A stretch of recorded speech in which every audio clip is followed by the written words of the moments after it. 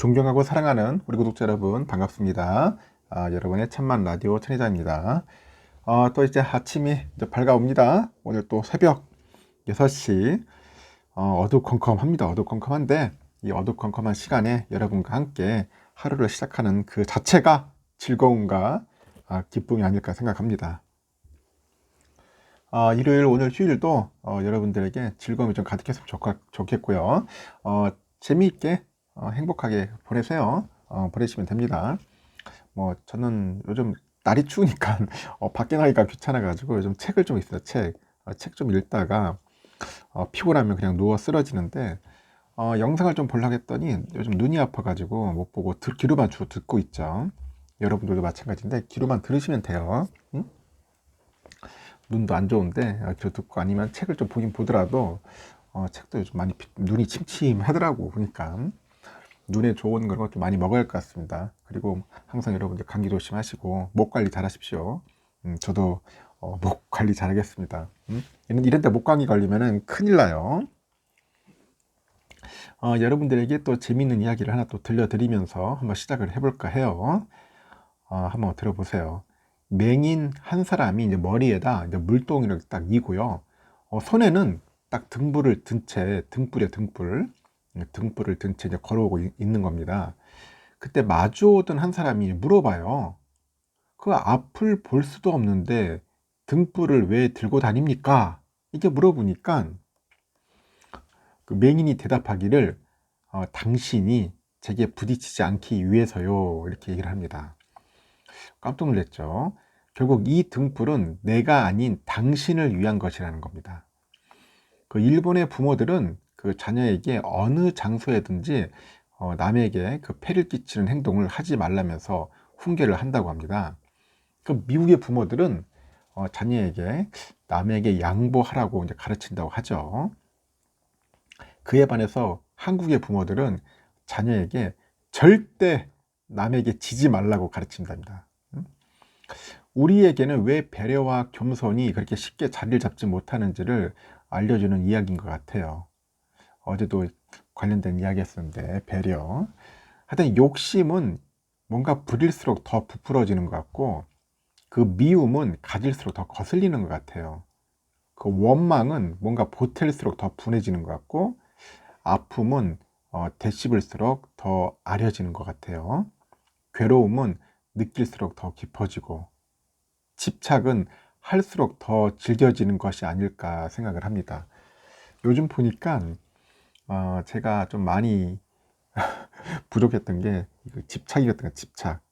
너무 집착을 했던 것 같아요. 이걸 벗어내는데 그 부분이 좀 많이 부족하지 않았나 생각이 듭니다. 집착. 이 집착을 하면 안 돼요, 여러분. 응? 집착. 중요하죠. 하여튼 그래요. 욕심, 미움, 원망, 아픔, 괴로움, 집착. 이렇게 부정적인 일들은 모두 지우는 게 좋아요. 지워버리고 나면은 번거롭던 마음도 편안해집니다. 마음이 편해지니까 좋죠. 하여튼 마음이 편해지게 살면은 일이 언제나 즐거운 거예요. 즐거운 겁니다. 칭찬은 해줄수록 더 잘하게 되고 정은 나눌수록 더 가까워지는 겁니다. 사랑은 베풀수록 더 애틋해지는 거고 몸은 낮출수록 더 겸손해집니다. 마음은 비울수록 더 편안해지고요. 행복은 감사할수록 더 커지는 것입니다. 더 커지는 거죠. 그래서 칭찬, 정, 사랑, 몸을 낮추고 마음, 행복. 하여튼 이런 좋은 단어들을 우리가 좀 예쁘게 잘 써야 하지 않나 생각이 들어요. 일단은 평범한 일상생활에서도 언제나 감사한 마음으로 즐겁고 밝게 사는 것보다도 더 좋은 게 또 있을까 하는 생각이 들어요. 그래도 오늘도 감사하는 마음으로 즐겁고 행복하게 사는 그런 멋진 하루가 되길 바라는 마음에서 제가 이야기를 들려드린 겁니다. 하여튼 여러분들 행복한 하루가 되었으면 좋겠고 또 삼성전자 이야기 관련해 풀어볼게요. 요즘 삼성전자 주가에 대해서 많은 일들이 있어요. 이야기들이 있는데 요즘 보니까 뭐 6만전자 뭐 위태위태하다 그런 이야기 있어요. 6만전자 위태위태하다, 위태롭다. 특히 삼성전자 주주들한테는 아주 답답한 한 주예요. 답답한 한 주다 그렇게 보시면 됩니다. 삼성전자는 이번 주에도 6만원대에서 답답한 그 박스권 흐름을 보여가고 있어. 박스권 흐름. 왜 이렇게 답답하지 힘들지 하면서 그래서 마켓 포인트에 보니까 삼성은 이번 주죠, 약 1% 정도 하락을 했어요. 하락을 했는데 지난주 6만 1,000원에서 거래를 마쳐가지고 전날 6만 400원에 이제 한 주를 마쳤습니다. 금요일날 6만 400원에 거래를 마쳤다. 이렇게 한 주간 그 주가 낙폭 크진 않았는데 지난달 29일 장중에 6만원 아래로 내려가는 등 6만전자가 약간 위태로운 그런 모습을 보이는 거예요. 그 삼성전자 주가가 장중에 6만원 아래로 내려간 것은 지난 7일이죠. 7일날 59,400원. 그 이후로 벌써 한 달여 만에 처음이다. 그렇게 보시면 될 것 같습니다. 외국인들을 보니까 한 주간에 3,851억 정도를 샀어요. 3,851억 정도의 삼성전자 주식을 이제 사들이면서 다시 삼성전자 쇼핑에 나선 모습을 보였는데 같은 기간에 또 기관애들이 2,118억 정도를 이제 순매도를 해요. 순매도를 했고 우리 개인들이 1,565억 정도를 이제 또 매도를 했습니다. 순매도를 했습니다. 그래서 우리 개인 투자자하고 외국인 기관애들만 팔고 우리 외인들만 산 거죠. 외인들만. 다만 외국인은 그 한 주의 마지막 거래일인 전날 총 1,510억 정도 규모의 삼성전자 주식을 이제 순매도를 했어요. 갑자기. 이 영향 때문에 그런지 삼성전자 주가가 이날 하루에만 3.51%나 쭉 빠지는 거야. 깜짝 놀랐어요. 이렇게 빠지는 일이 별로 없는데. 하여튼 그 한 주간에 상승폭을 모두 반납하는 그런 모습을 보이니까 한편으로는 좀 짜증이 나긴 납니다. 야, 이게 뭐야 도대체. 그동안 고생해서 기껏 올려놨더니 한 방에 훅 빠지니까 왠지 허탈한 거야. 그런 느낌을 가진 분들 꽤 많았을 겁니다. 일단 미국 경제지표 발표 이후에 이제 경기 침체에 따른 전방 수요 부진이 있을 것 같고, 이에 따른 또 업황 둔화 우려감이 좀 커졌죠. 또 지난 1일에 산업통상자원부가 발표한 11월 수출입 동향에서 이 반도체 수출이 둔화된 모습을 보인 것도 악재로 작용을 하더라고요.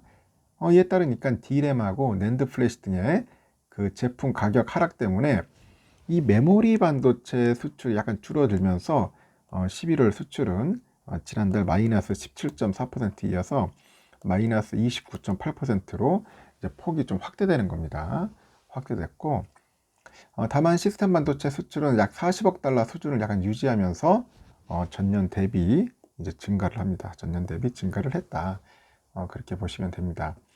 그 당분간 이제 삼성전자 주가는 박스권에서 등락을 거듭할 가능성이 있어요. 박스권에서 거듭할 가능성이 있다. 가장 중요한 것은 내년 전망이야. 내년 전망인데 전망은 긍정적이지는 않다. 그렇게 봅니다. 긍정적이지 않고 내년에 그 D램이죠. 이 D램 가격 하락이 지속될 것이라는 그런 의견이 지배적입니다. 지배적이다.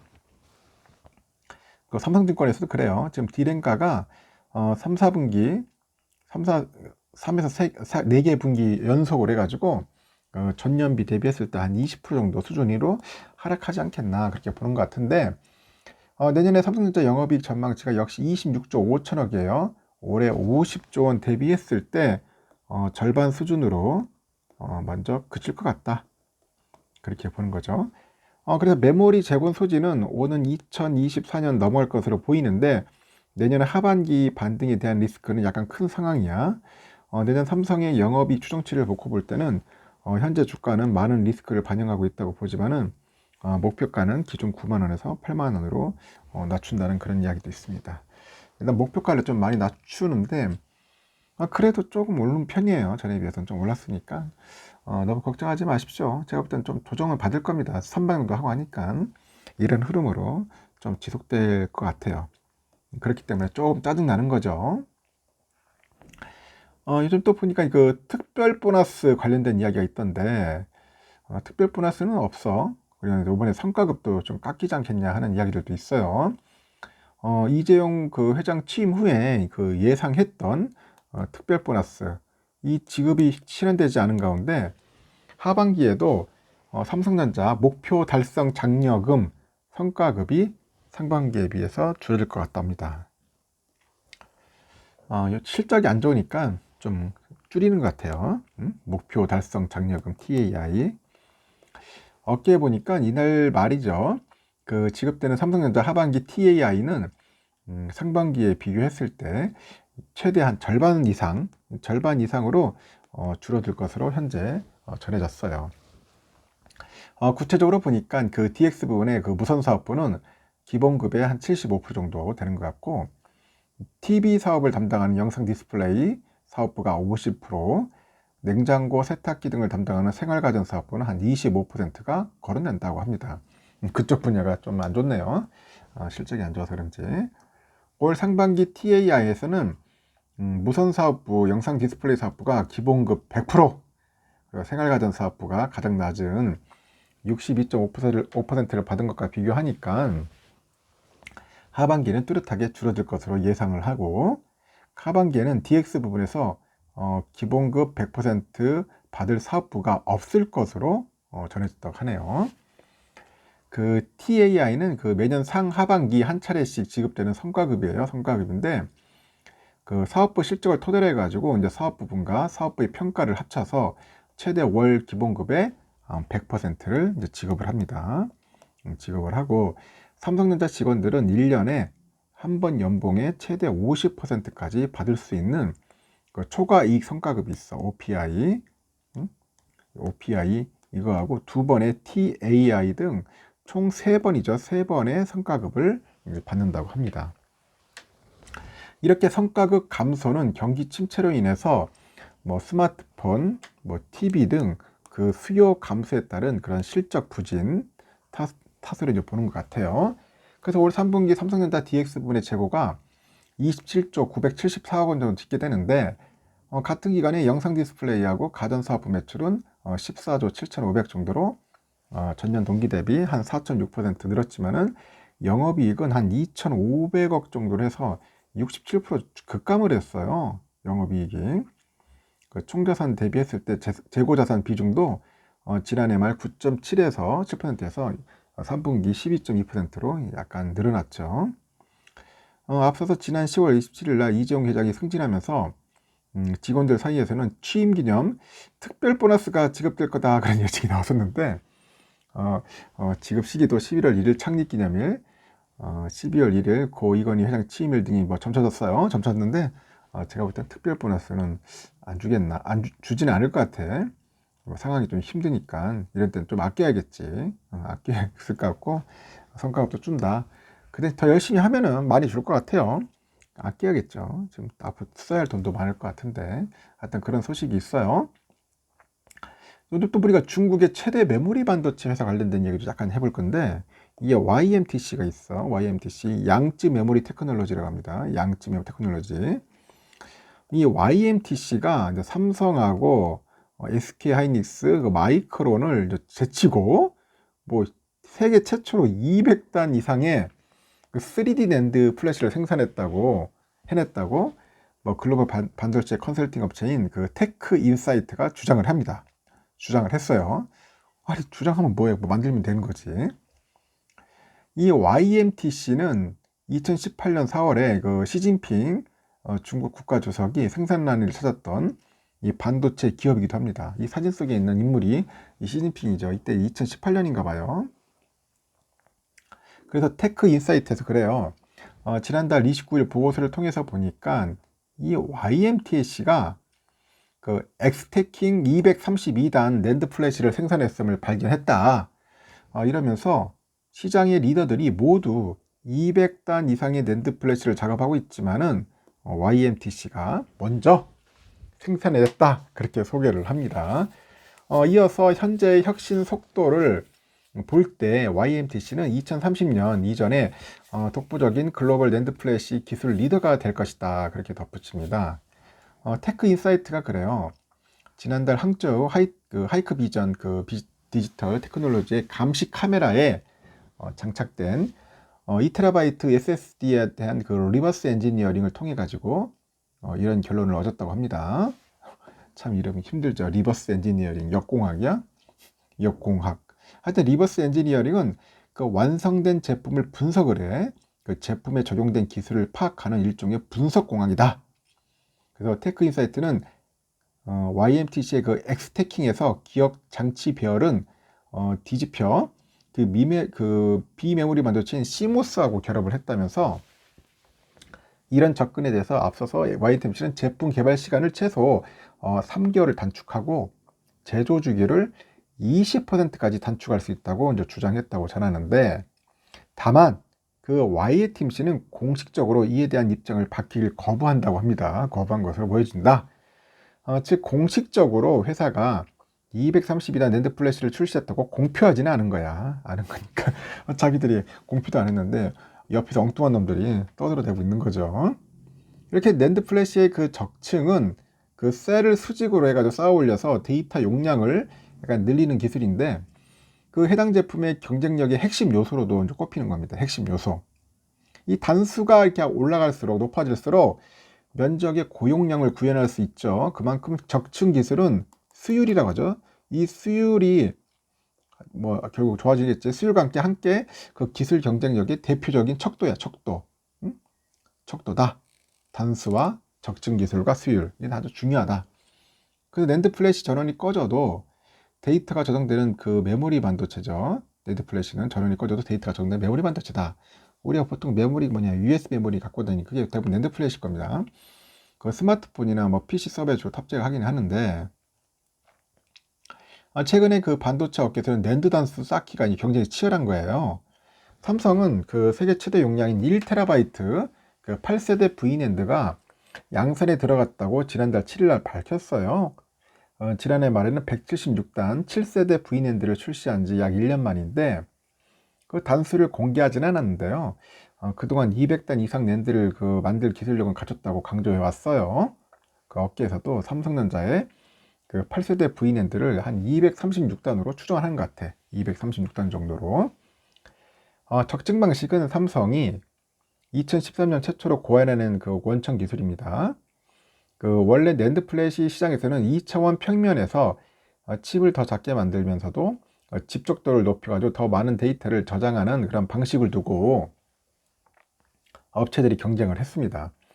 하지만 삼성이 당시 기존 그 개념을 깨버리고요, 24단 높이의 3차원 낸드를 처음 발표해가지고 그 업계를 깜짝 놀라게 했죠. 24단 높이의 3차원 낸드. 그 이후로 100단 이상인 6세대까지 삼성전자가 항상 세계 최초 자리를 도맡아 왔어요. 그런데 최근에 글로벌 경쟁사들의 그 기술력이 위협감을 느낄 정도로 이제 평가가 나오고 있는데, 그 마이크론이 지난 7월인가 그럴까요? 232단 제품 양산을 발표하면서 가장 먼저 200단 고지를 넘겨가지고 어깨를 긴장하게 했어요.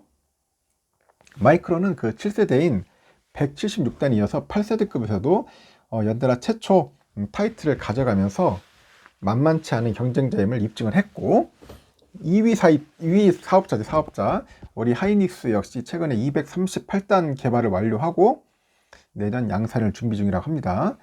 그 3, 4위 기업인 키옥시아 웨스턴 디지털도 200단 이상 제품 개발을 위해서 힘을 합치기로 했어요. 앞서서 7월 마이크론이 232단, 8월에는 하이닉스가 238단 낸드 플래시 개발을 각각 발표했는데, 기술 장벽의 한계로 여겨지던 200단의 벽을 처음 넘는 것은 미국의 마이크론이나 하이닉스의 238단 낸드 플래시는 단수가 가장 높고 세계에서 가장 작은 사이즈로 제작이 됐다고 합니다. 그런데 이제 테크 인사이트에서 이들보다 앞서서 YMTC가 200단 이상의 낸드 플래시를 생산했다고 주장한 거야. 그 테크 인사이트는 코로나 봉쇄나 지정학적 긴장, 미국의 무역 제재에도 불구하고요, 이러한 첨단 기술이 YMTC를 세계 반도체 업계의 가장 중요한 경쟁자로 만든다고 평가를 하는 거야. 자기 자체들이. 삼성은 앞으로도 적층 경쟁에서는 더욱더 가속 페달을 밟을 계획으로 보이고 있어요. 24년에 9세대 V낸드 양산을 준비 중이고 2030년에는 1000단 이상의 V낸드를 만들겠다고 선언을 했습니다. 대단합니다. 삼성전자. 잘할 것 같아요. 저는 볼 때는 삼성처럼 뭐 잘하는 기업이 그렇게 흔하진 않는데 아주 멋지고, 이번에 또 보니까 삼성전자가 이제 글로벌 그 조사업체 유고부가 발표한 2022년 글로벌 최고 브랜드 조사에서 1위에 올랐다. 1위에 올랐다. 삼성은 구글하고 유튜브를 제쳤어. 제치고 최상위 순위에요. 최상위 순위에 올라간 거예요. 유고부는 지난달 20일 올해 기준 글로벌 최고 브랜드 순위 조사를 이제 발표를 했는데, 유거부가 지난 9월부터 올해 9월까지 각 기업의 뭐 임프레션, 인상이나 품질, 뭐 가치, 만족도, 추천, 평판, 뭐 이렇듯 그 지표를 토대로 순위를 매겨요. 그 삼성은 총 127점을 얻어가지고 1등이야, 1위고, 삼성은 앞서 같은 조사에서 2017년 4위에서 18년 3위, 19년 4위, 20년 4위, 지난해 2위를 기록한 바 있네요, 보니까. 이어 2위는 구글이고 106점, 3위는 유튜브 85점, 뭐 4, 5위는 뭐 넷플릭스, 뭐 싱가포르 온라인 쇼핑몰 쇼피가 있네, 쇼피. 이렇게 있습니다. 6위는 메타에서 운영되는 모바일 메신저 왓츠앱, 7위는 도요타, 8위는 미국의 구강용품 브랜드죠, 콜게이트, 그리고 끝으로는 좀 메르세데스 벤츠 뭐 이런 게 있는 것 같습니다. 이렇게 삼성전자가 참 브랜드 가치도 아주 좋아요. 1등이다. 제가 봐도 전 세계 가도 삼성 다 알더라고. 뭐 삼성폰 보여주면은 다 좋아해. 삼성의 브랜드 가치 인지도는 장난이 아닙니다. 대한민국 몰라도 삼성은 다 아는 것 같습니다. 삼성 소중 여기까지 하겠습니다. 여러분 오늘도 재밌고 즐거운 하루 보내시길 바라요. 다음 시간에 뵙도록 하겠습니다.